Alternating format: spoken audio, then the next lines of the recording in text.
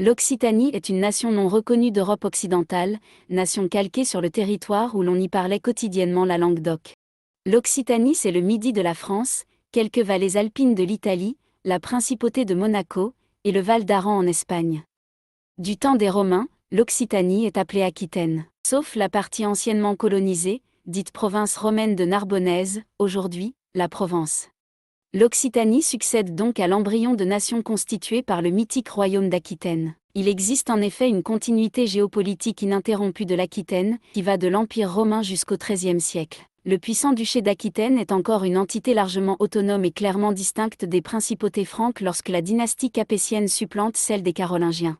Mais au XIIIe siècle, le royaume de France entame un processus d'annexion et d'assimilation de l'Aquitaine. Au même moment, apparaît l'usage du nom Occitanie.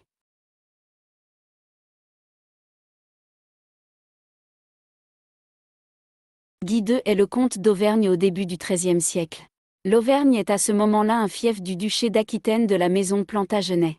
Dans le cadre du conflit qui oppose la France entre 1202 et 1214 à l'empire Plantagenet du roi Jean d'Angleterre, le roi de France Philippe Auguste attaque l'Auvergne en 1212 et annexe ainsi une grande partie de ce comté à son royaume en 1213.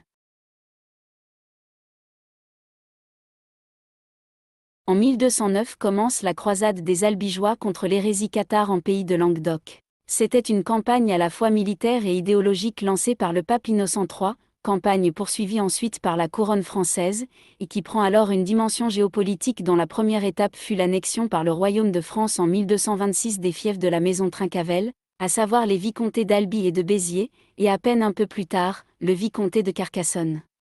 Trincavel est un vassal de la couronne d'Aragon, mais son suzerain le roi Pierre II d'Aragon fut tué à la bataille de Muret en 1213 pendant cette croisade alors qu'il voulait justement mettre fin à l'ingérence française sur ses terres. Cette croisade eut aussi pour conséquence l'annexion par la couronne française de la totalité du comté de Toulouse en 1271, par application du traité de Paris signé en 1229 et malgré des tentatives de résistance à l'occupation française comme à Montségur en 1244. Après l'Auvergne, les rois de France vont continuer d'annexer progressivement l'Aquitaine. Le 17 juillet 1453, le roi de France, Charles VII, affronte l'armée de Henri VI, roi d'Angleterre et duc d'Aquitaine, à Castillon à côté de Bordeaux. Cette ultime bataille de la guerre de Cent Ans se solde par une victoire décisive pour les Français, qui rattachent alors entre cette date de 1453 et 1472, une grosse partie de l'Aquitaine au domaine royal. En 1246, la comtesse Béatrice de Provence de la maison royale d'Aragon épouse le prince capétien Charles Ier d'Anjou, frère du roi de France Louis IX, dit Saint-Louis. À la même période, Saint-Louis épouse pour sa part Marguerite de Provence, la sœur de la comtesse Béatrice. Ces deux unions par mariage entre les deux maisons royales d'Aragon et de France auront un impact plus tard sur l'avenir du comté de Provence.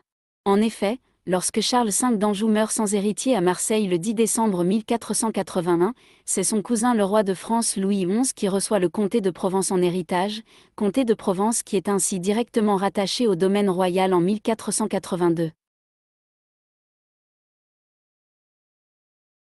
En réalité, l'intégralité de l'Aquitaine n'est pas devenue française au lendemain de la guerre de Cent Ans qui opposait les Français aux Anglais. Ainsi, le Béarn reste un État indépendant, plus précisément sous le règne du comte de Foix Gaston Phébus, autoproclamé Gaston III, prince de Béarn, à partir de 1347. En 1472, François Phébus devient vicomte de Foix et vicomte de Béarn, puis monte sur le trône du royaume de Navarre en 1481. Le 2 août 1589, son descendant Henri, roi de Navarre, de la dynastie des Bourbons, devient roi de France pour des raisons généalogiques évidentes. Il est le descendant capétien mâle le plus direct de Saint-Louis, et il est en outre le petit-neveu de François Ier par sa mère. C'est ainsi que par Henri IV de Bourbon, la partie nord de Navarre est devenue le Pays basque français, unissant par la même occasion à la France cette principauté occitane de Foix-Béarn, restée un temps un État indépendant. En 1620, le roi de France Louis XIII officialise la fusion de toute la partie nord de la Navarre à la France, avec donc les deux vicomtés de Foix et de Béarn, rattachant aussi par la même occasion directement au domaine royal le comté d'Armagnac. Après la signature du traité de Turin en 1860 entre le roi de Piémont et Sardaigne, Victor Emmanuel II, et l'empereur des Français, Napoléon III, le comté de Nice est donné à la France en récompense territoriale pour son aide dans la Seconde Guerre d'indépendance italienne contre l'Autriche.